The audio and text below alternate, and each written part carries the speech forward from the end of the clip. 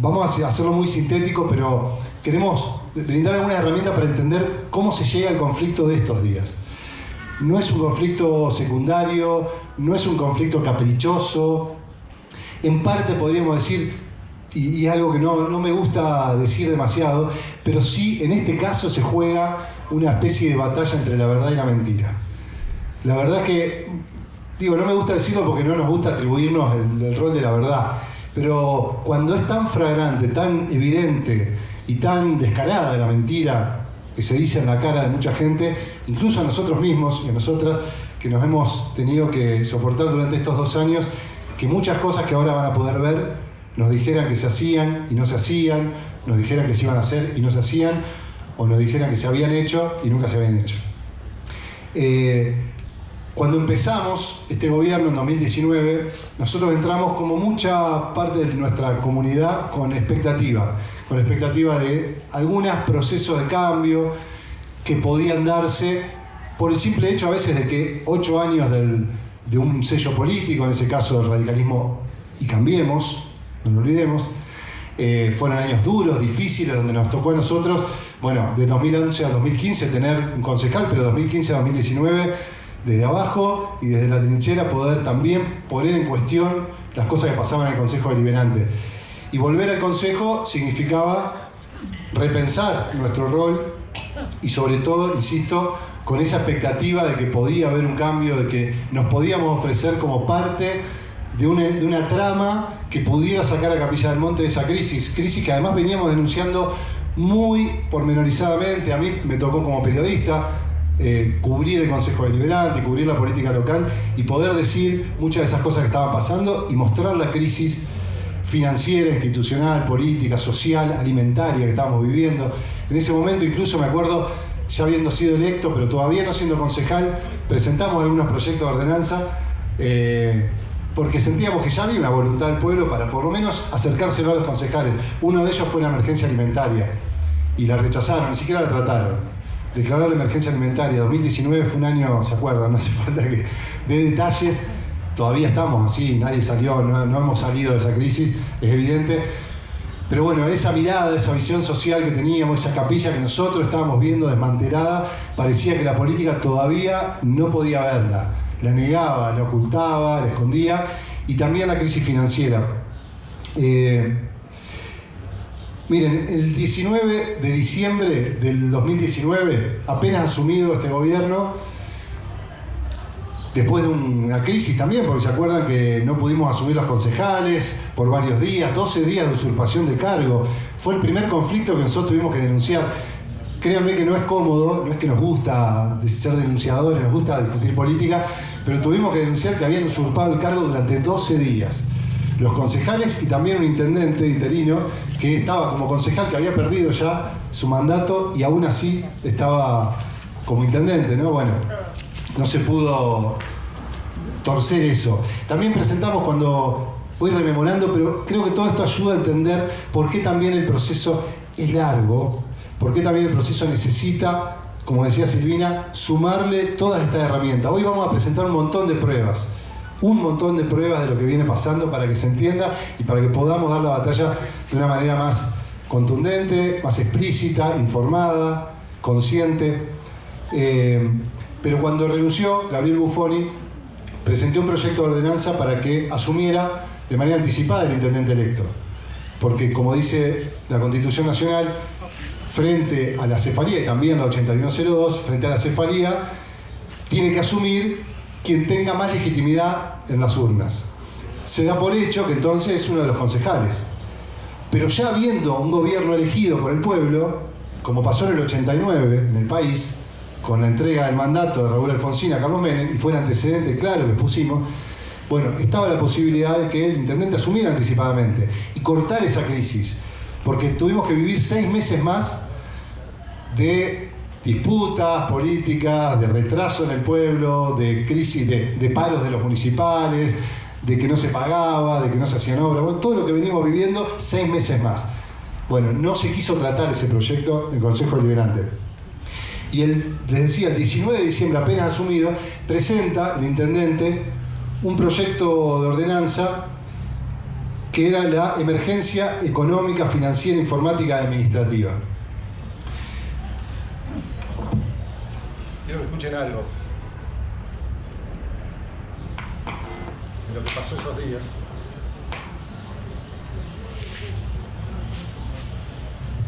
Porque ese día vino un proyecto, ellos habían declarado en los medios de comunicación que la emergencia económica era por un año, hasta el 31 de diciembre del 2020. Pero el proyecto que llegó, que lo revisamos y era una copia fiel de la emergencia económica de Córdoba Capital y algunos otros municipios de Hacemos por Córdoba, decía por 2 años. Bueno, cuando advertimos esto le dijimos, no era por 2 años, ¿no? Dijeron que no, que se habían equivocado en el tipeo. Esto pasó muchísimas veces, la equivocación de tipeo. No saben la cantidad de veces que pasó y que tuvimos que corregir, pero cuando llegaba y se publicaba, estaba igual. Bueno, ese día votamos una ordenanza por un año y se comprometieron abiertamente a que sería por un año. En una entrevista, en esos mismos días en la radio, el presidente del Consejo Deliberante decía eso. Al principio habíamos escuchado a Fabricio que en una conferencia de prensa había expresado que iba a ser por el lapso de un año la emergencia económica y creo que entró el proyecto por 2 años. ¿Eso es un error? ¿Porque fue rectificado? Sí, claramente es un error. El periodo es por un año y si se necesita otro año o más se le pide al Consejo una prórroga y es automático. Una extensión, perdón. Y bueno, es por un año. La emergencia económica es por un año. ¿Fue rectificado en la sesión eso, que había un error de tipeo? Mira, yo después que terminó la sesión lo hablé con Fabricio y él me dijo, no, es un año. Y bueno, para la próxima eso se va a corregir, se va a rectificar. Se va a rectificar, sí. Bueno, esa emergencia económica está rigiendo por 2 años. Se promulgó por 2 años. Fíjense, recién asumían y nosotros teníamos que enfrentar una situación como esta. Decirle al pueblo lo que venía pasando, lo que estaba sucediendo, pero obviamente una comunidad que estaba todavía con expectativa de que, bueno, se cumplieran las promesas de cambio, de transformación. Era difícil escuchar que esto era verdad, de que estaba pasando de verdad esto. Esto pasó 2 años. 2 años de que cada vez que queríamos informar al pueblo era difícil creer. A nosotros nos cuesta creer las cosas que pasaban. Entendemos que la comunidad pueda decir, no, a ver, si hay funcionarios que están pagados, son elegidos por el pueblo, tienen su sueldo y tienen su rol institucional, no van a hacer estas cosas. Bueno, esa ordenanza está rigiendo hasta el día de hoy. Mañana pretenden prorrogarla por 2 años más. Esa ordenanza en un ratito, Carlos Cravelo va a explicar un poquito qué significa, cuál es el impacto. Esta ordenanza tiene todas las superfacultades y los superpoderes que ya están en el presupuesto y tarifaria que ustedes vieron que se estuvo discutiendo todos estos días. Esos superpoderes están acentuados de una manera imposible de verificar, es decir, nos quita toda posibilidad de observación, toda posibilidad de control. Lo que está en juego con las ordenanzas que estuvieron estos días en discusión no es la acusación de corrupción, es la acusación de que nos han quitado toda herramienta para verificar si hay o no corrupción. ¿Se entiende? Hace 2 años que no tenemos un solo balance mensual. Yo tengo acá la denuncia. Esta es la denuncia que se presentó el 15 de noviembre del 2020, hace más de un año, por los concejales Gabriela Negri y Marcelo Rodríguez. Después vamos a hablar de por qué nosotros no hemos presentado denuncia. Esta denuncia está presentada en la Fiscalía, es por incumplimiento de deberes de funcionario público y abuso de poder, por la falta de balances y otros hechos que se relatan ahí. Por ejemplo, los pedidos de informe. Miren,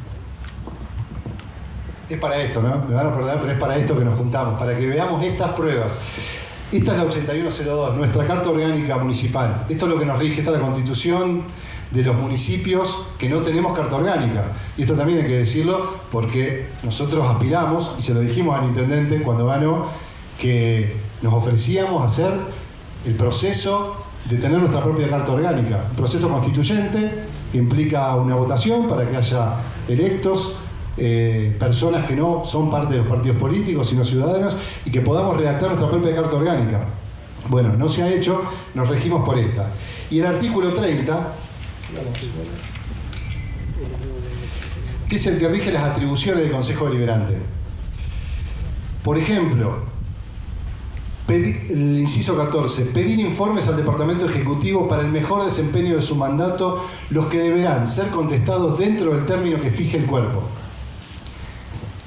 Y sigue, el incumplimiento de esta obligación configura seria irregularidad cuando dicha atribución se ejercida en forma individual por sus miembros, etcétera, etcétera. Bueno, lo marca, lo dice explícitamente. Esto, y no lo dice todo el tiempo, la ley, dice esto es una seria irregularidad.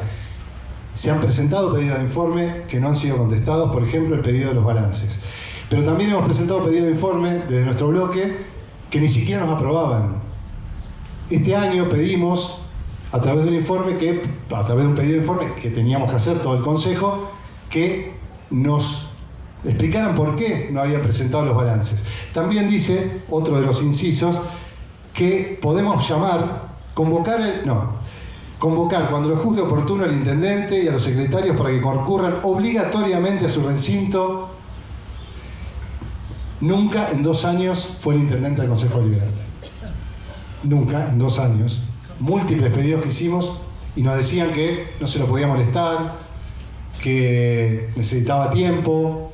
Bueno, con los pedidos de informe lo mismo, nos respondían que finanzas estaba colapsado, que la pandemia, etc. Y no podían presentar una fotocopia. Por ejemplo, también tenemos un pedido de informe sobre la rendición de la obra del Cordón Cuneta. Todavía no hemos tenido ni siquiera un papel, y eso está no solo por la ley, por el pedido de informe, sino por una ordenanza municipal que dice que las obras se tiene que dar un informe al Consejo Deliberante cada 15 días.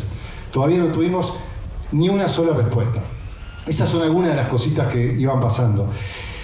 Pocos días después, del 30 de diciembre del 2019, la Secretaría de Finanzas presenta 2 proyectos, uno y después presentó el otro, que era para la contratación de Trasus, una empresa de propiedad de Mario Letore, ex ministro de Finanzas del gobierno de la provincia, que tiene esta empresa para manejar las finanzas de los municipios, para ser sencillo.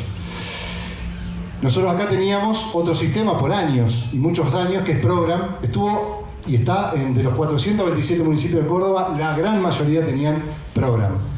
Bueno, desde que asumió este gobierno, se cayó ese día, el 12 de diciembre del 2019 se cayó Program, y estuvimos sin sistema informático, contable, durante esos 12 días, y el 1 de enero se puso en vigencia este Trasus, que obviamente tenía serios cuestionamientos, se usaba solamente en 4 municipios, 6 pudimos encontrar después, escarbando un poco, y en verdad era un grave peligro. Imagínense lo que es una migración de un sistema a otro.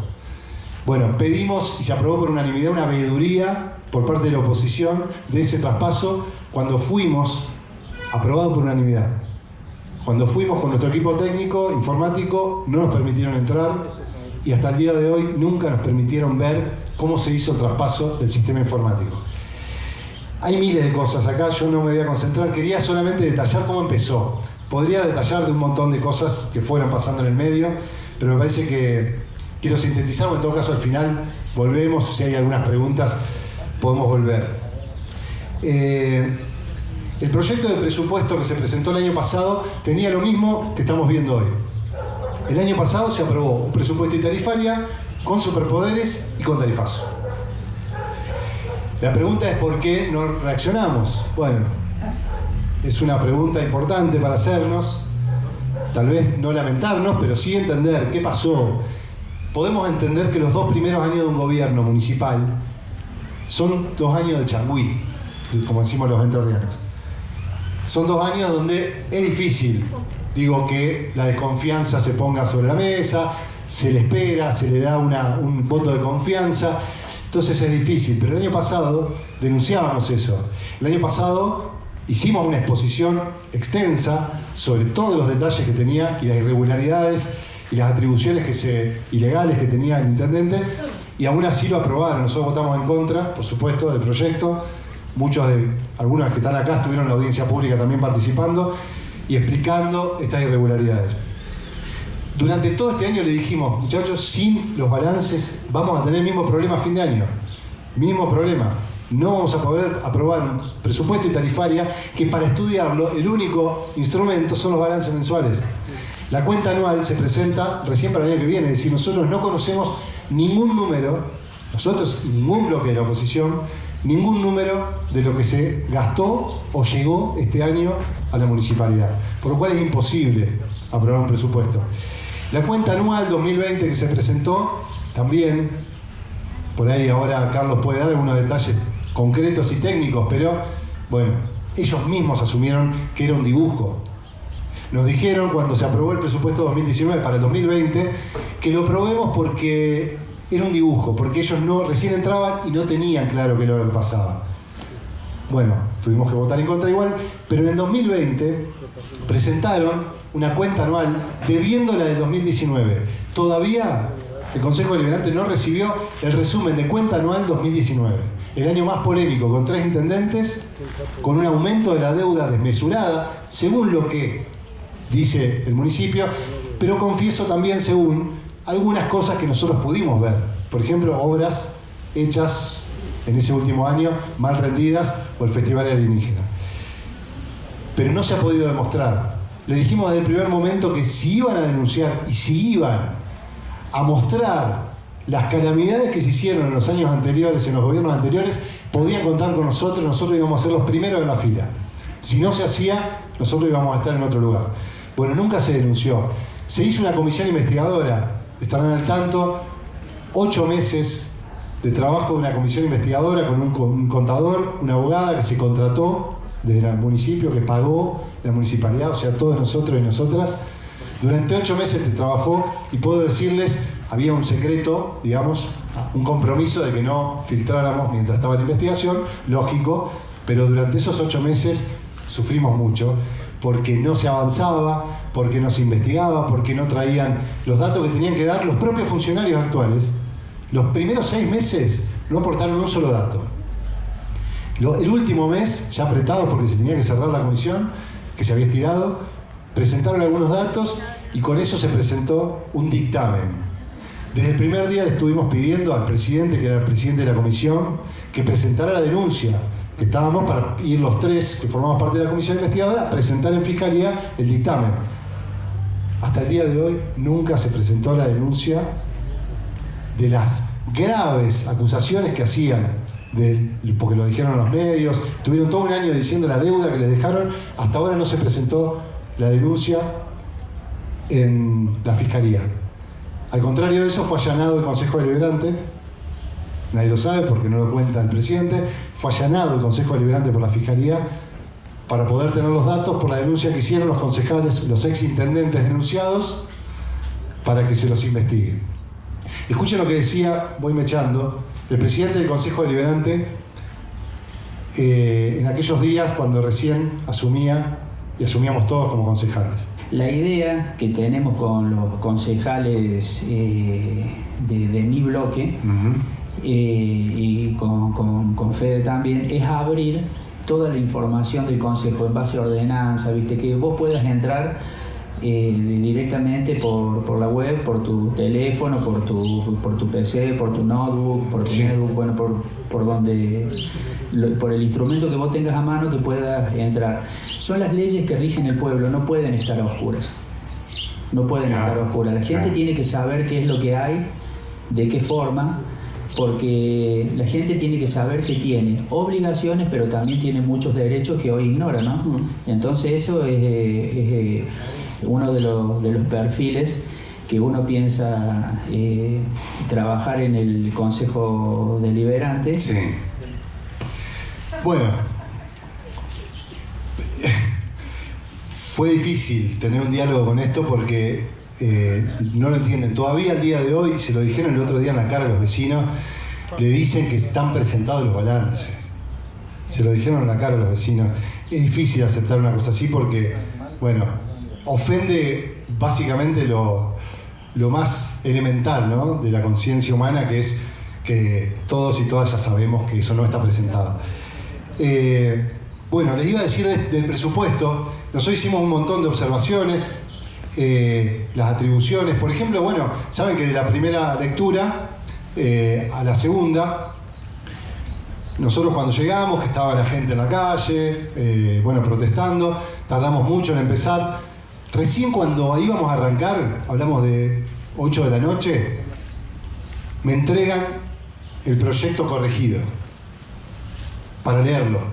Y nos dicen, ahora vamos a leer el proyecto corregido sin que nosotros hayamos podido ver las correcciones. En ese proyecto, por ejemplo, decía, habían eliminado que el 33% del objetivo que tenía el gobierno nacional y el provincial eran el parámetro que tomaba. Y cambiaron y pusieron que el parámetro era la inflación del año pasado. O sea, de este año, ¿no? Bueno, después por ahí también, yo le voy a dejar a Carlos eso porque me parece que está más divertido poder dar estos detalles de cómo llegamos hasta acá. Detalles de cuáles son esas atribuciones que tiene el presupuesto, lo hemos explicado, me ha tocado explicarlo hasta el cansancio. Atribuciones que son todas del Consejo Deliberante, como modificar el presupuesto, modificar la tarifaria, modificar los vencimientos. Este año tuvimos un problema que fueron que los vencimientos siempre o lo venían poniendo por lo menos en el proyecto de presupuesto, y el año pasado no se puso. Entonces pasaron meses y de golpe pusieron los vencimientos y la gente tuvo que ir a pagar con vencimientos ya atrasados. Esas cosas también pasaron. Yo no me voy a detener en la tarifaria, le voy a dejar a Carlos eso. Sí quiero dar unos detalles que por ahí pasaron por alto del presupuesto. Porque el presupuesto casi no se discutió. Claro, la gravedad de los balances, del tarifazo y de los superpoderes dejaron afuera la visión política que se expresa en los números del presupuesto. Miren, esto por ejemplo es el decreto 259/21 de noviembre del 2021. Hace poco, hace un mes. Un decreto. 350 decretos hubo en el 2021. Ahí pueden entender por qué el Consejo Deliberante no funcionaba, por qué no llevaban proyectos. Bueno, uno por día casi, un decreto por día. Este decreto son las compensaciones de crédito, es decir, las compensaciones que hacen de un área, la sacan y la ponen en otra, con esos superpoderes que tenían y con la emergencia económica que les habilitaba, según ellos, aunque sigue siendo ilegal porque una ordenanza no está por encima de las leyes provinciales. Una ordenanza, aunque ellos nos digan que se lo habilitaba la emergencia económica, una ordenanza nunca está por encima de las leyes provinciales.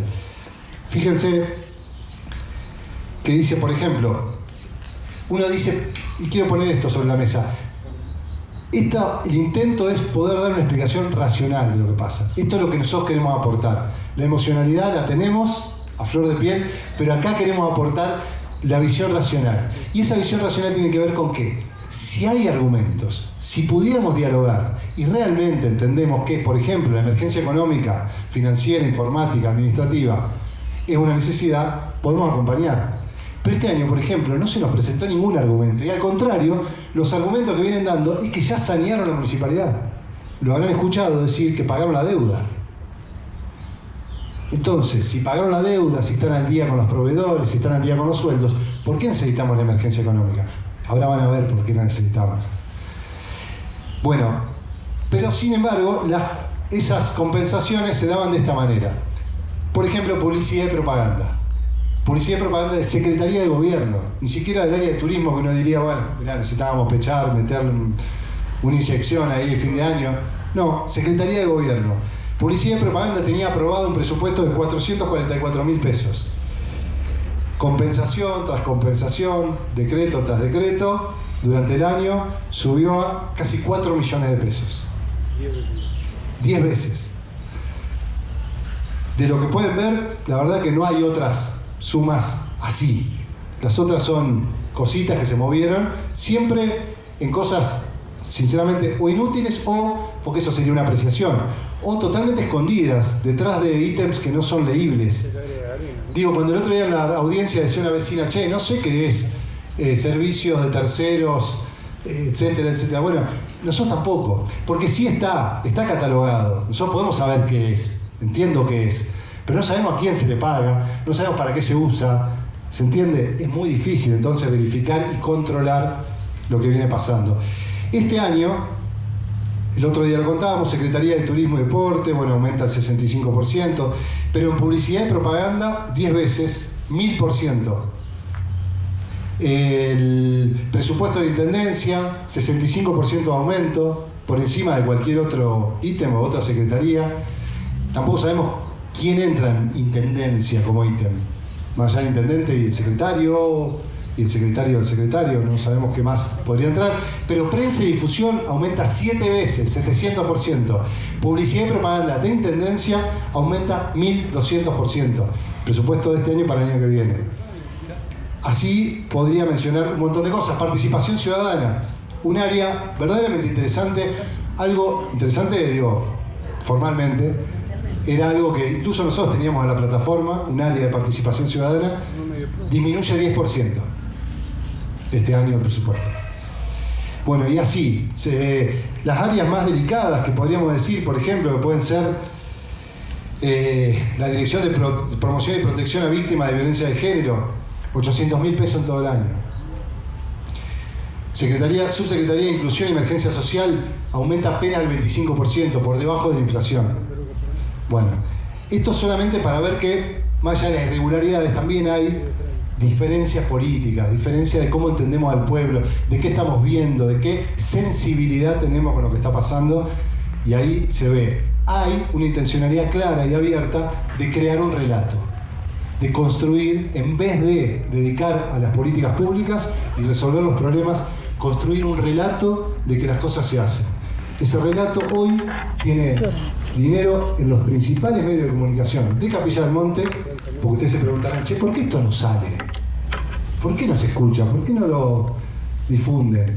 Bueno, hay pauta en grandes medios también, hay una protección mediática muy importante. Y les cuento una infidencia. Cuando se presentó este proyecto, le mandé un mensaje a algunos dueños de medios de comunicación, televisivos y radiales, importantes, que se escuchan mucho, y unos me dijeron que no trataban temas políticos, y los otros, era para contar al pueblo, ¿no?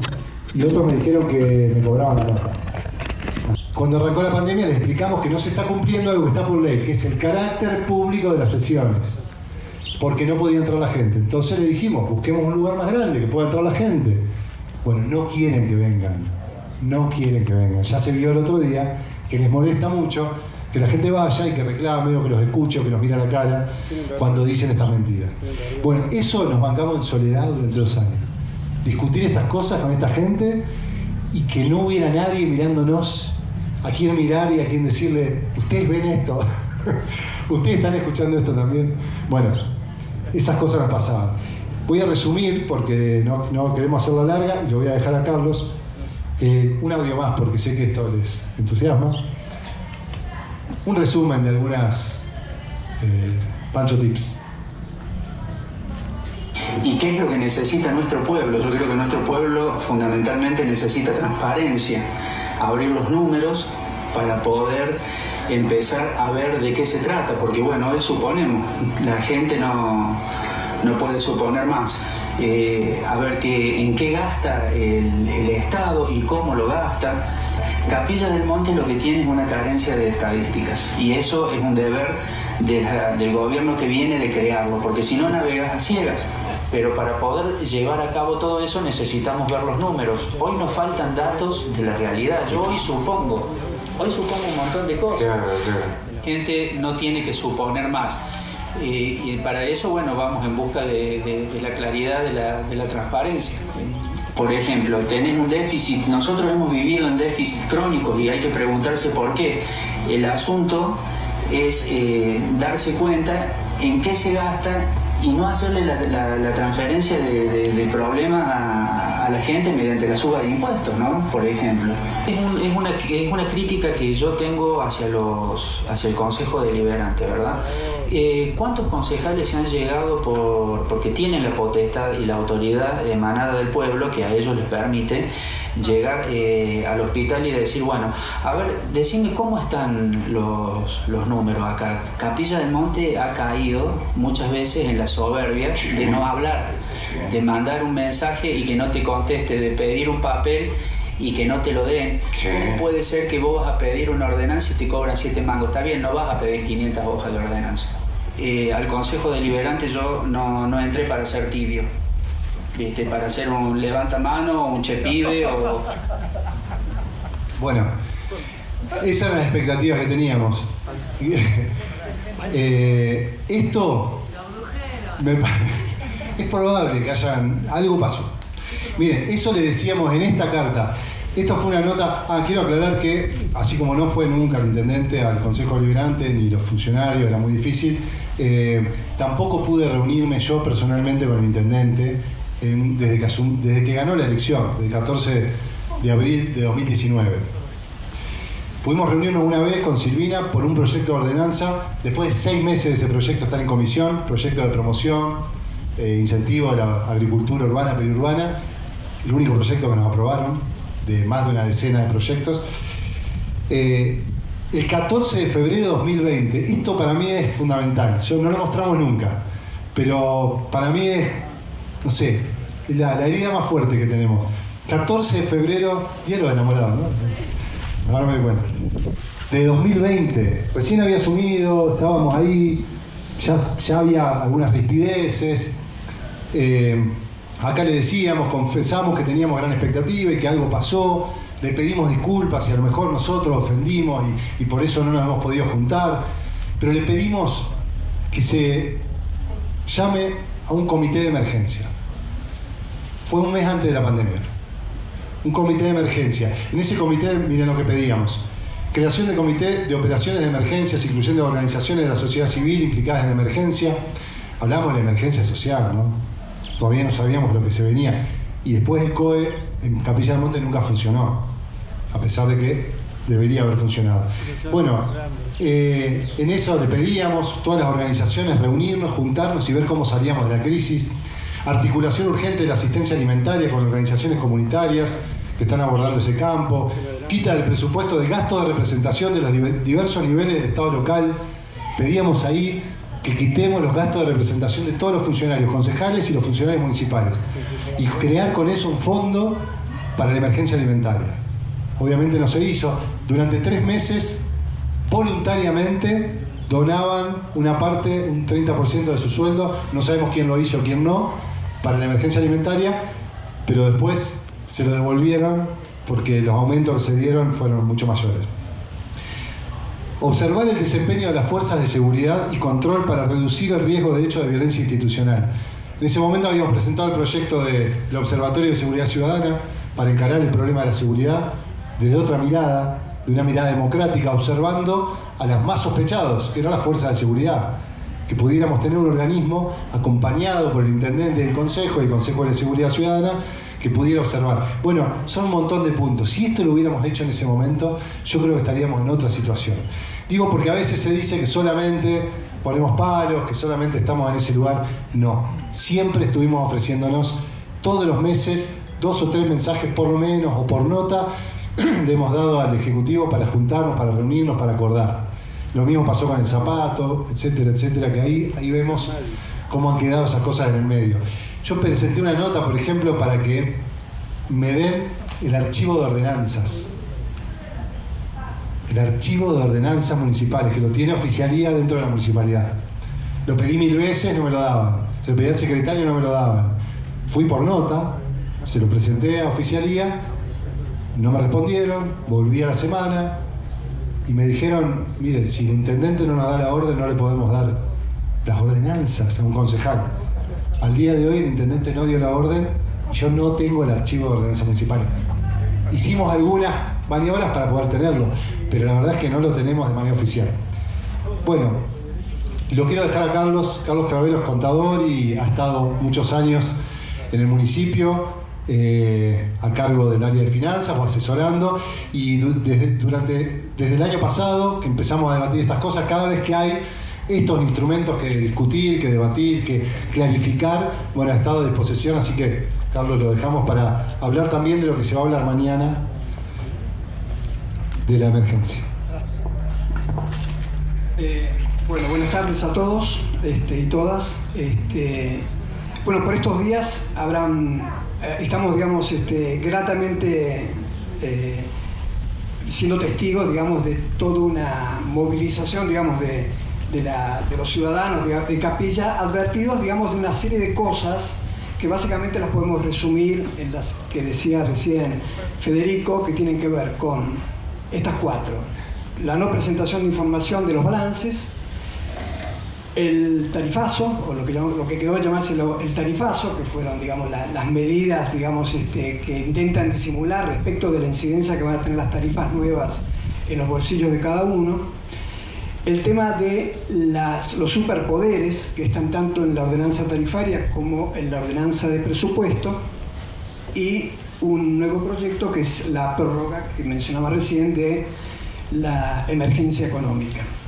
Estos cuatro proyectos, digamos, si uno los lee desde la ingenuidad, desde el no conocimiento, desde el no aporte, digamos, de la experiencia técnica, diría, bueno, serán bien intencionados, tendrán buenas intenciones, digamos, de hacer algo en pos de lo que ellos justifican como fundamentos de todos estos, que están muy bien redactados. Se ve que el que lo redacta tiene oficio en esa redacción. Si abundamos un poquito en el análisis de qué es lo que están poniendo y qué es lo que están escribiendo, ahí encontramos una caja de Pandora, de todo tipo, es decir, y ocultas. Digamos, se nota como que hay una intencionalidad de no mostrar digamos, de incorporar cosas que son capciosas, procurando que nadie se dé cuenta. Por ejemplo, meter en el artículo 111 de la tarifaria, que voy a poderme atribuir la facultad de agregar una cuota más a las 12 de la tasa de propiedad, por ejemplo. ¿Qué razón hay para ponerlo en el 113 y qué razón habría para que el intendente se guarde esa facultad y no la sincere dentro, digamos, de los instrumentos normales que están regulados de funcionamiento de los poderes? Es decir, que presente un proyecto porque tuvo que haber habido alguna razón para que se implemente eso, y tendría que participar, digamos, las fuerzas políticas y el Consejo Deliberante en la discusión, y por qué no la audiencia pública para modificar lo que en algún momento originalmente se había establecido. ¿Qué razón hay para ese engaño, para ese ocultamiento? ¿Qué razón hay para...? Y esto lo digo porque, como me presentaba Federico recién, yo hice varias tarifarias. Empecé con Gustavo Cés como secretario de Hacienda, después fui contratado, digamos, como proveedor de servicios para alguna otra gestión, un par de años más. Pero, digamos, y las tarifarias en general las hacía yo, las tratábamos de hacer, o las trataba de hacer con la máxima honestidad. Lo que había que poner lo ponía de manera transparente, y si había alguna cosa novedosa trataba de destacarlo y que la gente lo vea en los fundamentos y en las explicaciones, no de engañar.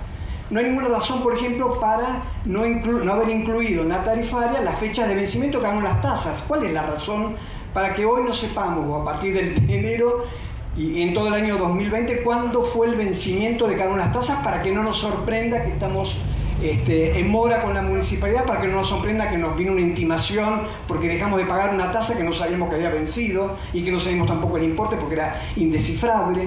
¿Qué razón hay para todo ese engaño, toda esa manipulación, digamos, de la opinión pública? ¿Qué razón hay para otorgarle en la ordenanza de presupuesto, que la introduce con una serie de fundamentos? Uno dice, qué bárbaro estos tipos, cómo se han esmerado en destacar la importancia de esta herramienta como herramienta de gestión municipal, de participación popular, y vos ves cuando das vuelta a la página que es una mugre, porque ella está lleno de engaños. Por ejemplo, lo que mencionaba recién Federico, el tema de las compensaciones de partida, que mostraba el ejemplo de la publicidad, ¿no es cierto? Digamos, la compensación de partida es un mecanismo razonable de administración de la municipalidad, porque si no, uno tiene que calcular con exactitud cuánto va a gastar en 700, 800 cuentas y subcuentas, cosa que es bastante difícil de ponderar.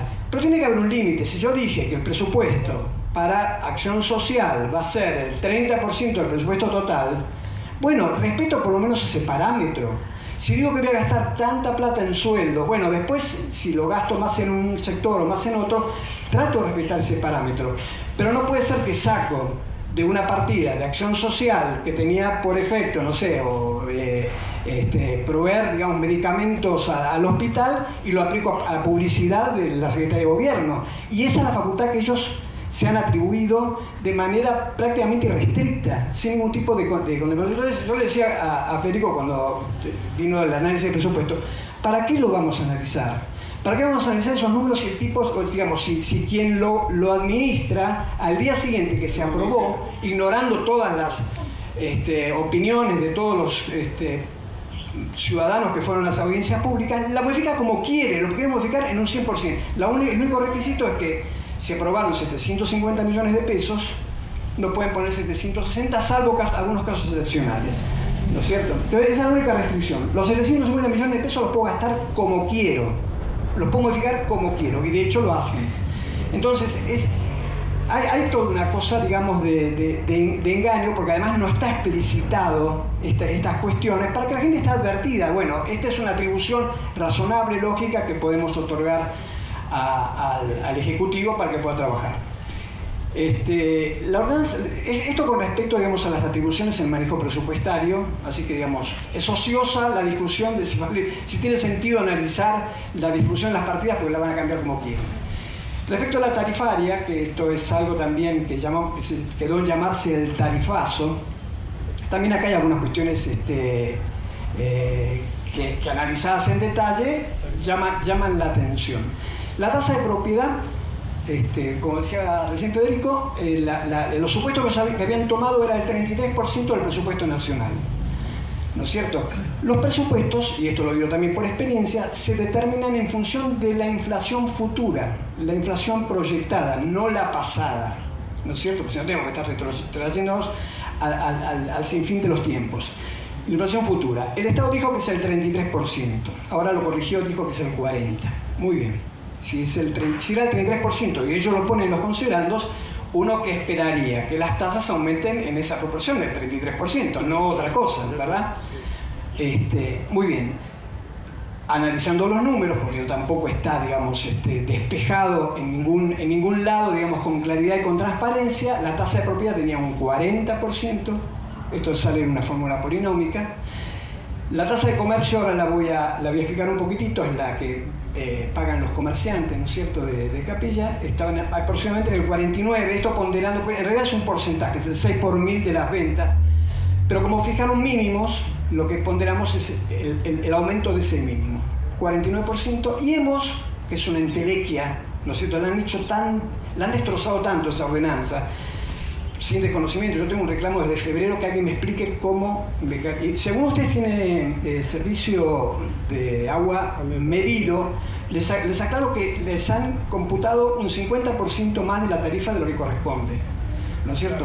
Y es más, les digo, van a ir a reclamar, los va a agarrar el presidente Demos y los va a tener 10 meses sin contestarle, porque no hay nadie que pueda decular cómo funciona esa fórmula polinómica también de Demos. Pero lo concreto es que, como no la pueden decular, dijeron, bueno, va a ser entre el 50 y el 60%.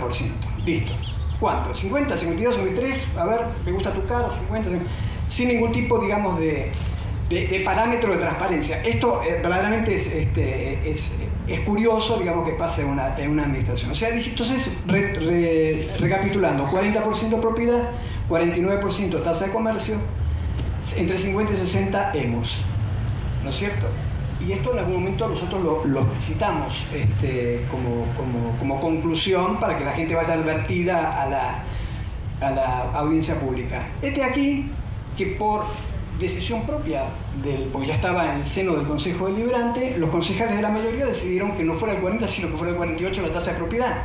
O sea, los tipos que estuvieron sentados en la audiencia pública, escuchando a los vecinos, enfurecidos por el tarifazo que estaban recibiendo, deciden interpretar que todas esas quejas en realidad lo que significaban era que no querían el 40% de aumento de la tasa de propiedad, sino que querían el 48%. Pues fíjate que mente siniestra, verdaderamente. Entiendo, ¿no? Entre la primera y la segunda lectura se subió. Ni lástima que hubiera. Se subió además con este mecanismo engañoso. Tienen 5 minutos para leerlo, es así. Ese es el funcionamiento que indigna y que te lleva a pensar que si hay tanto engaño, por alguna razón es, y ahora vamos a ver un poquito cuál es la razón, o cuál es la razón. ¿Qué es lo que inferimos que puede haber detrás de todo esto? Porque es muy extraño. La tasa de comercio, que era un poco la que mencioné al pasar, que es el 49 por los mínimos, yo le digo, el año pasado, a principio, hasta fines de 2019, no sé si alguno de ustedes tiene alguna actividad comercial y son monotributistas. En monotributistas, lo único que tiene que pensar es que el día 20 tenga en el banco los mangos necesarios para pagar el monotributo. Nada más. Esa era la única preocupación. Y el efecto de la tasa municipal en ese monotributo era de 400 pesos. ¿No es cierto? Hoy la actividad más económica, el mínimo más bajo de cualquier actividad comercial es de 810, más el 15% de turismo, más el...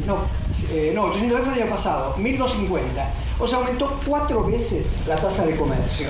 Con el agravante de que además los obligan a presentar declaraciones juradas, cosa que antes no, eso implica tener un contador para que te las haga, implica que en pleno problema de pandemia tengamos que ir 800 tipos a la municipalidad a presentar las declaraciones juradas el mismo día, porque se supone que cuando estén los vencimientos fijados, vencen todas el mismo día, y una semana después, el mismo día, pagarlas, los 800 tipos. Ese tipo de locuras que uno no se explica por qué este propósito de complicarle la vida a la gente.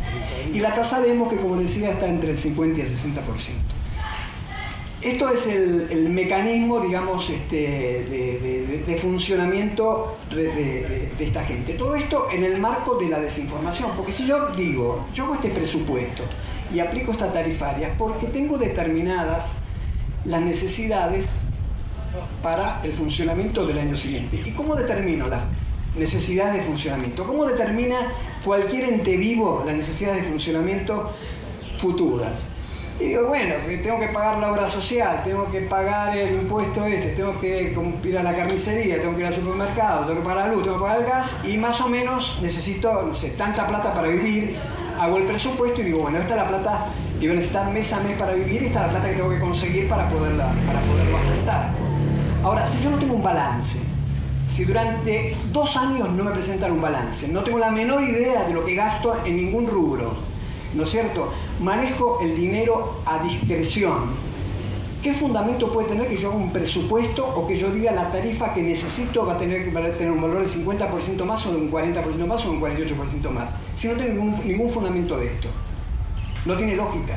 No tiene, digamos, es un elemento de este engaño, de este relato que decía Federico recién, que nos han inculcado, ¿viste? Y que hemos naturalizado. Porque estamos, bueno, está bien, el político nos engaña siempre, esto es muy complicado, muy difícil de entender. Bueno, no es tan difícil de entender porque mucha gente lo está entendiendo. Mucha gente se movilizó estos días y se está movilizando y se van a movilizar mañana porque lo están entendiendo. Están entendiendo que alguien los está tratando de engañar. Alguien a quien le confiaron el manejo de su municipio, sus fondos públicos son nuestros, no de ellos, ¿no es cierto? Ellos están, digamos, disponiendo de algo que debían tener un comportamiento ético de otra característica. Y ahora viene el broche de oro, que es esta prórroga de la ordenanza de emergencia. Ordenanza de emergencia hubo en el pasado. Yo creo que habré hecho la primera en algún momento. ¿Por qué? Como bien recordaba Fede, en el 2011, cuando se fue a Rosanaumo, se fue por una crisis de juicios, de embargos en los bancos que le impidieron pagar los sueldos. Eso generó paros del personal, eso generó la inmovilización de los servicios, la basura acumulada por todos lados, y el instrumento, digamos, que pensamos posible en ese momento era una emergencia económica, una declaración de emergencia económica que pudiera frenar los embargos de la justicia. Eso en la práctica nunca prosperó, porque la Cámara de Cruz del Eje, que es la que tiene incumbencia sobre las cuestiones municipales, sobre las cuestiones municipales de Capilla del Monte, no reconoce la facultad de un municipio para declarar que los fondos bancarios puedan ser inembargables. ¿Entiende esto o es? Avancemos un poquito también en lo técnico, porque contra más nos empoderemos de lo técnico, mejores ciudadanos vamos a ser y mejores reactivos a todo este abuso. O sea que la emergencia económica, y otra más que fue la revisión de las deudas. ¿no es cierto?, que habían sido trasladadas al otro, que fueron cuantificadas. Es decir, cuando yo presenté el proyecto de emergencia económica, dije, la deuda municipal es tanto, ¿no es cierto? Esta gente no pudo determinar cuánto es la deuda. No sabemos esta autovictimización de que no pueden funcionar, no pueden gestionar porque tienen una deuda, la pesada herencia, ¿no es cierto? Nunca lo han podido demostrar. Esa pantomima, esa fantasía que armaron con esos dos profesionales que contrataron, llegaron a conclusiones totalmente disparatadas. No sabemos cuál es la deuda, no sabemos cuál es la deuda, no sabemos cuáles son los balances, no sabemos cuál es la información. Y hemos comprado este argumento o este relato de que la municipalidad está endeudada y que como está endeudada, ¿no es cierto?, requiere una emergencia económica, requiere un tarifazo, requieren poderes plenipotenciarios de no rendir cuenta, etcétera, etcétera. Y de eso se basa, digamos, en parte la explicación de por qué este ocultamiento está basada en poder hacer lo que quiero basado en un relato que no es consistente. Una ordenanza de emergencia económica en estas circunstancias como la que plantean prorrogar tendría que tener fundamento en algo. Es decir, si yo le otorgo al que me gobierna un poder de declarar una emergencia económica y darle una cantidad de facultades extraordinarias, tiene que haber un porqué. Alguien le tiene que explicar por qué, si hay un funcionamiento normal, democrático de las instituciones, por qué te voy a dar a vos, como intendente, más atribuciones y más facultades y más poderes absolutos. Me tenés que demostrar, no yo preguntarte, sino vos me tenés que demostrar, miren, esta es la duda que tenemos, esta es la cuestión, si no hago esto, vamos a terminar colapsando en este sentido. Si vos no me lo demostrás, lo normal es que no haya una emergencia económica. No hay una razón para que haya una emergencia económica, salvo que se demuestre y se fundamente. Pero hay una razón para una emergencia económica. Hay una razón que es los alcances de esa ordenanza de emergencia económica. Y ahí es donde me parece que está el engaño. Hay toda una redacción de fundamentos que claramente no está hecho por funcionarios municipales, se ve que está hecho, o el calco de lo que decías vos de algún otro municipio, pero hay alguien que conoce mejor todas estas cuestiones y alguien que conoce mejor cuál es llamémosle, el beneficio, digamos, o el resultado de esta cuestión. Y que básicamente, dejando de lado algunas atribuciones relativas a personal y contrato, algunas cuestiones que son irrelevantes, hay tres, que es donde debemos estar muy atentos, que se los voy a leer.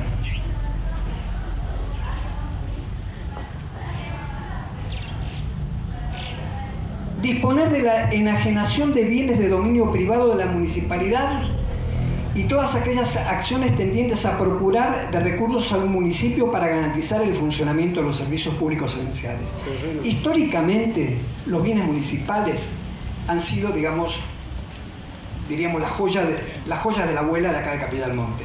Si Capilla del Monte no tiene una gran, digamos, un gran presupuesto financiero, en general siempre está al día, pero sí tiene un enorme patrimonio que son los terrenos municipales. Los terrenos municipales han permitido, digamos, en algunos periodos de la historia de Capilla, bueno, generar una cantidad de expansión inmobiliaria de una manera poco clara, ¿no es cierto? Porque si yo dispongo de un inmueble, de una propiedad que es mía no, nuestra, es de todos nosotros, ¿no es cierto? Y es mi patrimonio, es mi respaldo, ¿no es cierto? Yo, si voy a disponer de esa propiedad, algunas muy valiosas, en algunos lugares caros y terrenos muy importantes, yo voy a pretender que por lo menos me digan cómo puedo disponer de esto, que el Consejo Deliberante me avale cuál es el mecanismo de venta, que me avale cuál es el mecanismo de tasación, a cuánto lo voy a vender, a quién se lo voy a vender, cómo lo publicito. Yo no puedo darle un cheque en blanco a un intendente y darle la facultad de que él haga lo que quiera con los terrenos municipales. No lo puede hacer, no se le puede dar esa facultad. ¿Y el destino de los fondos? El destino de los fondos tiene que ser por los balances, tenemos que saberlo, pero digo, ¿qué balance? todo lo demás, ¿no es cierto? Si yo estoy interesado y quiero comprar un terreno y no hay transparencia en esto, tiene que haber mucha transparencia en esto porque su tema es verdaderamente el patrimonio más importante que tiene. Permíteme una digresión. Artículo 30 al 8102, atribución del Consejo Deliberante, inciso 20, autorizar la enajenación de bienes privados de la municipalidad o la constitución de gravámenes sobre ellos. ¿Se entiende cómo cada artículo de la emergencia económica son atribuciones del Consejo que se las queda el propio intendente? Y lo de no pagar es lo que tiene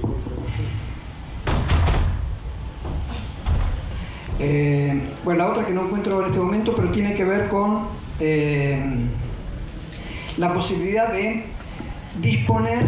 Ustedes saben que la municipalidad genera en contra de los contribuyentes deuda. O sea, los contribuyentes tienen todos los meses acumulan deudas con la municipalidad, que algunas se van pagando y otras no se pagan, quedan impagas en estado de mora. Eso va generando como un saldo a recuperar, digamos, por parte del municipio. Un saldo importante, porque no sé cuál será el porcentaje de cobrabilidad, pero supongamos que pueda ser el 40, 50%, bueno, el 50% restante de lo que se debiera pagar y no se paga, ¿no es cierto?, queda como un saldo a cobrar, tanto en EMOS como en la municipalidad, de todas las tasas.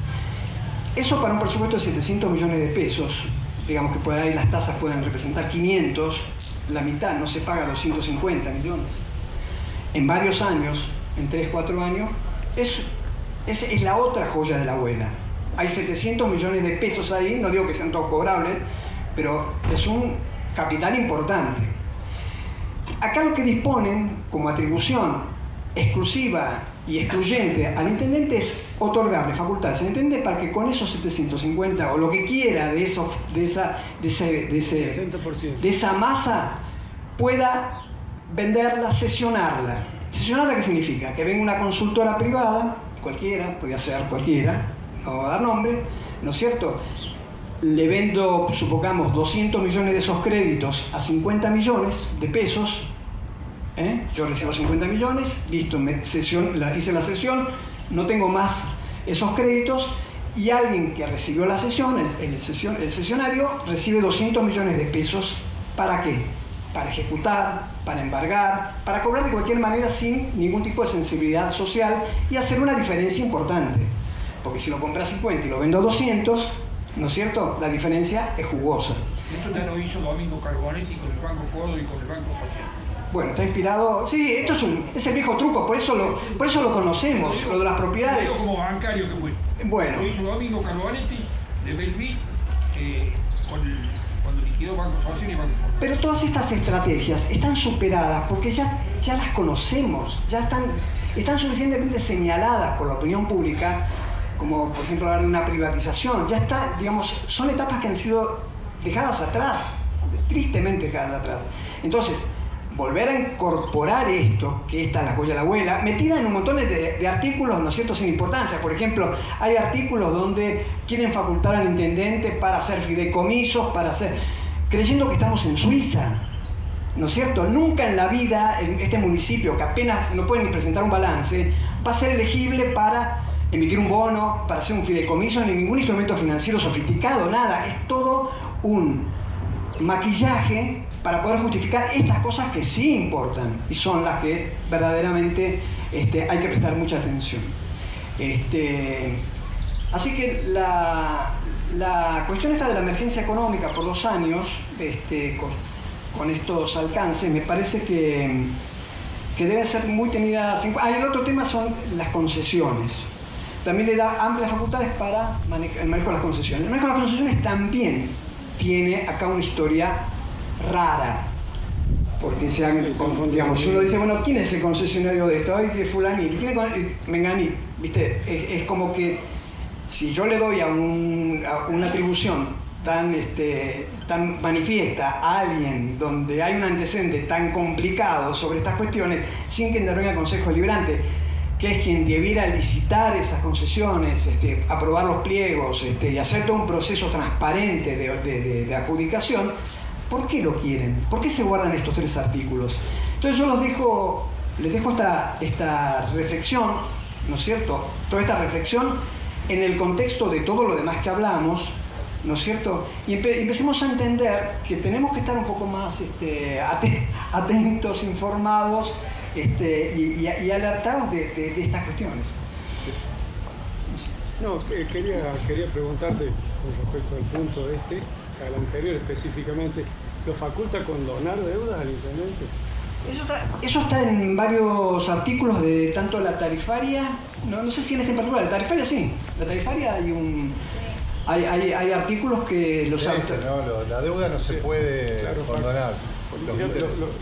Digamos que es un marco más de amiguismo comercial que de verdadera emergencia, porque la verdadera emergencia debería proteger al contribuyente, no al Estado. Bueno, lo que sería una saludable política, digamos, de otorgar beneficios o descuentos y demás, sería sobre la base, digamos, de evaluación social. Digamos, verdaderamente quien no esté con posibilidades, digamos, económicas de poder afrontar, digamos, el efecto de las tasas, del cementerio, de propiedad, lo que sea. Pero yo, a ver, doy fe de que ha habido poderosos contribuyentes que se han beneficiado por estas medidas de excepción, no en esta gestión, de excepción, ¿no es cierto?, que se atribuyen fuera de lo que establece las leyes vigentes. Entonces, digamos, estos son los mecanismos que le quitan transparencia. Yo no digo que esto vaya a ocurrir de esto algo que derive en ninguna cuestión, ni me anticipo, ni aventuro, ni pronostico, ojalá que no ocurra. Pero digo, si quiero ser transparente, pongo las cosas en blanco y negro, ¿no es cierto? Trato de evitar de que estas cuestiones puedan tener estas dobles interpretaciones, sobre todo en estos temas tan sensibles. Trato de no venir entre gallos y medianoche con un cambio de ordenanza, contrario a lo que la misma audiencia pública me estaba diciendo que haga. Trato de ser verdaderamente leal al ciudadano que me votó y no estas maniobras, ¿no? Bueno, podríamos hablar artículo por artículo 2 horas. Simplemente era ponerlos en contexto sobre las cosas importantes que estamos viendo y sobre las cuales no por casualidad existe este estado, digamos, de emergencia social, emergencia en sentido de emergente, ¿no es cierto?, de efervescencia social, quiero decir, por todas estas cuestiones que la gente empieza a advertir. Bueno, gracias, Carlos. Por ahí podemos dejar también para alguna consulta, sí, aclarar esto. La pregunta es qué hacer, ¿no? Nos surge a todo. Bueno, en primer lugar, ir al consejo. No pasó estos años. Bueno, estar ahí, estar atentos, no dejarles. Yo por ahí, digamos, nos alegramos mucho de esto. Porque yo encima el otro día, les confieso en intimidad, pero durante esas 2 horas que no empezaba la sesión, fui acusado de todo lo que se les ocurra ahí arriba, incluso delante de la comisaria, de que yo había generado todo este caos. Y tengo que destacar a la comisaria que le dijo: ustedes se tienen que hacer cargo de esto, no sé por qué me mandan a mí a reprimir esto, porque querían que directamente desaloje la sala. Y les dijo: ustedes produjeron esto, ustedes sabían que esto iba a pasar, así que háganse cargo. Por supuesto, cumplió su rol institucional, fue llamada, tuvo que estar ahí, estuvo la policía, pero la verdad es que no pudieron desalojar porque no tenía ningún motivo, no había violencia. Estas cosas, esta idea, todo el tiempo que nos han hecho desde años, de hacernos que nosotros somos los violentos, cuando nosotros somos los que tratamos de poner un poquitito de racionalidad, ponerle discurso, ponerle información. Somos gente, esto no nos da, y lo quiero decir porque no nos da ninguna virtud haber ido a la universidad, por ejemplo, pero sí es una característica que tiene nuestro espacio. Bueno, esas somos gente que se formó todo ese privilegio y que quisimos poner eso en la función pública, en el servicio público. Entonces, acusarnos de que solamente queremos generar quilombo me parece que es muy desacertado. Al contrario de eso, fueron y tiraron nafta en el fuego. Nafta en el fuego. Dijeron en la audiencia pública al comenzar que iban a sacar esos artículos. Nos dijeron en la cara al comenzar, condicionando la audiencia pública. Así es. Lo único que dijeron y condicionó el discurso de mucha gente. Hubo una señora que dijo: tenía acá para leer sobre los superpoderes, pero celebro que nos hayan sacado. Sí. Textualmente. Celebro que nos hayan sacado, así que voy a pasar lo otro. Nos mintieron en la cara. Y 2 o 3 personas más Lo dijeron, algunos lo dijeron hasta que no lo veamos escrito, tampoco confiamos. Y ahí está el punto. Esto no es, y le hablo también a los funcionarios que a lo mejor se juntan a ver los videos, que esto no es porque todas las cosas que hacen están mal o porque nosotros queremos, no sé, somos la OPO. No sé. Esto es porque no hay confianza. Perdieron la confianza.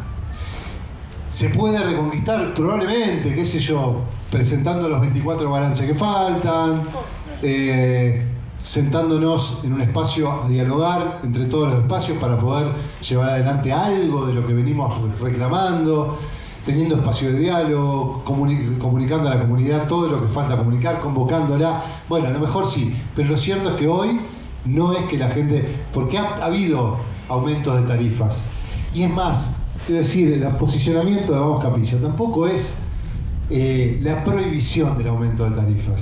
El aumento de tarifa justificado en un proyecto de presupuesto que diga, miren, hay una emergencia social realmente muy grave, que no la estamos pudiendo, porque dicen que, por ejemplo, pudieron acudir a la emergencia que se dio con la pandemia. Dijeron que ellos estuvieron a la altura de la pandemia, que estuvieron a la altura de la circunstancia con los incendios del año pasado, cuando le pedimos que se apruebe, que se convoque a Defensa Civil. Nos dijeron que no hacía falta porque estaban a la altura de la circunstancia cuando estuvimos a punto, si no caía la lluvia, de que se prenda fuego las gemelas, el faldeo, la banda. Entonces, hay esa soberbia de que no se quiere escuchar, y ahí es donde está el punto, que no hay un proyecto que la gente pueda ver que realmente, si vamos a aumentar las tarifas, van a verse reflejados en un proyecto.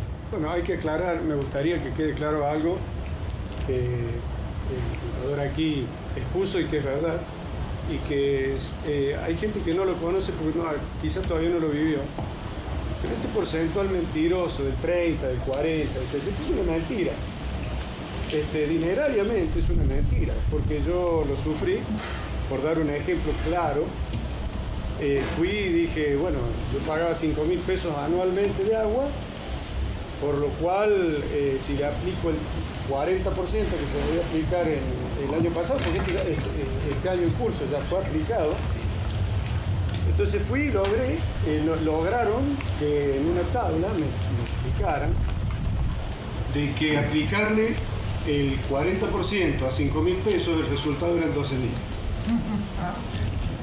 Se sentía una tabla mágica, porque en realidad... Matemáticas, ¿sabes? Sí, porque en realidad lo que expresó, en síntesis expresó el contador, que es una cuestión matemática. Entonces es una cuestión de matemática pura, que si no la expones como matemática en un balance, deja de ser coherente. Eso es la materia a la que muchos renunciamos a lo mejor por pensar que no tenemos capacidad, y la matemática es una cuestión de lógica. 1 más 1 es 2. Pero para esta gestión no es aplicarle el 60% a 5.000 pesos es igual a 12.000. Por lo cual, la tabla que tienen esta, de no sé si que aplican en el inmobiliario es similar. Porque ellos dijeron que iban a aplicar un 30% y a un impuesto que valía 2.600 terminó valiendo 6.000. Entonces me parece que cuando un Estado que está recaudando 12.000 pesos de agua anualmente por un terreno que no tiene goce al agua, un baldío que no tiene agua, que debe pagar 12.000 pesos por un derecho que ni siquiera existe, porque no puede conectarse porque es un baldío. Y tiene que hacer una obra para ser conectado. Y tiene que tener los planos, donde tiene que tributar, en fin, todos conocemos más o menos la problemática. Pero en definitiva, un Estado que recauda 12.000 pesos de agua por un terreno, ¿tiene necesidad de una emergencia? ¿O la emergencia debería proteger al contribuyente? Porque si hay una emergencia económica, en definitiva, somos nosotros los que la sufrimos, no el Estado. Porque cuando la sufre el Estado que está cobrando unos 12.000 pesos, yo creo que antes la sufrimos nosotros. Entonces, yo creo que deberíamos llamar a la reflexión de quienes nos gobiernan, porque yo creo que 1 más 1 es 2, y si no es 2 y es 12, y después me tenés que explicar por qué si recaudaste 12 ni siquiera tenés los balances hechos. Así es. Bueno, si alguien más quiere, pero en todo caso podemos quedarnos un ratito. Sí queríamos cerrar la transmisión también porque se está yendo la luz y desocuparle el lugar a Samadhi, que nos ha prestado generosamente también para que podamos hacer esto. Es importante, no siempre pasa, que se pueda disponer de espacios, bueno, aptos como para algo así. Así que, bueno, eso, el llamamiento, lo que decimos cuando analizamos nosotros y nosotras es esto. Lamentablemente es a largo plazo, como decía Silvina, no hay una bala de plata que, dando en el blanco, se termina la impunidad, la injusticia, la mentira, no. La política tiene esto, nosotros y nosotras hemos ingresado a la política porque nos resistíamos a tener que seguir viviendo toda la vida lo que vivieron nuestros padres, nuestros abuelos, y que nosotros mismos nos criamos en esa política. La verdad que por eso también no estamos en alguna de esas corporaciones políticas. No es un vicio, no es un capricho, pero bueno, hemos tenido que optar porque la verdad es que muchas de estas cosas son compromisos asumidos por la estructura política, como por ejemplo ese sistema informático, o quienes le que redactan estos proyectos se los redactan a otros municipios, o como las compras. Ustedes saben que no se hizo, creo que hubo una sola licitación para unas luces LED en 2 años. Para unas lámparas LED. Y unas resmas. Bueno, fundamental. Pero no hubo licitaciones para, por ejemplo, los juegos de la plaza, que superaban ampliamente, por 3 veces, el valor mínimo de las compras directas. Lo hicieron por compra directa, porque ya están comprometidos con esos empresarios, porque son los mismos juegos que compró la Cumbre y varios municipios que están en los mismos compromisos. Entonces, bueno, acá, como lo veníamos diciendo, hay que cambiar la política. Cambiar la política antes que la no política acabe con nosotros. Y no son las medidas de corto plazo. ¿Valen todas las denuncias? Sí, valen todas las denuncias. ¿Valen los pedidos de informe? Sí, porque cuando vas a denunciar, los pedidos de informe no contestados son el argumento para que la denuncia pueda prosperar. Pero vale sobre todo desmantelar la propaganda. Desmantelar esa propaganda, porque lo que dura en la política es la credibilidad, viven de eso, y la verdad es que tenemos que poder mostrar cuando estas cosas pasan por abajo, como lo decía Carlos, y que en algún momento esto tenga un impacto que duela también en la política y haya un correlato entre lo que hacen y lo que la gente ve de lo que están haciendo. Así que yo me voy quedando, iba pensando en un montón de cosas y puntos que han quedado de irregularidades, pero era simplemente clarificar esto, en este contexto, qué es lo que se está discutiendo y por qué está pasando lo que está pasando, por qué la gente se está convocando. Y hay que decirlo también, cuando me decían, andá vos, bajá y llevate a tu gente, como si yo pudiera, primero, manejar a alguien, segundo, a mi gente, que son inmanejables, si existe ese término. Y tercero, manejar a la cantidad de gente que no responde, que yo ni siquiera a algunos conocía, y me alegra mucho. Pero bueno, hay esta fantasía y este enemigo que se ha construido, que la verdad es que ya se cae a pedazos. Así que a participar, a seguir participando, a hacer, generar hechos, porque las construcciones legítimas de la construcción de la organización comunitaria, que es lo que estamos tratando de fortalecer, se construye con hitos, con momentos que son recordables porque nos pudimos unir, porque pudimos lograr algo, porque pusimos en evidencia algo. Esos momentos van construyendo una nueva cultura política que es, en definitiva, a lo que aspiramos. Así que ojalá que haya servido un poco de todo lo que hemos expuesto. Les invitamos a quedarnos o a tomar algo también. Y bueno, muchas gracias por venir.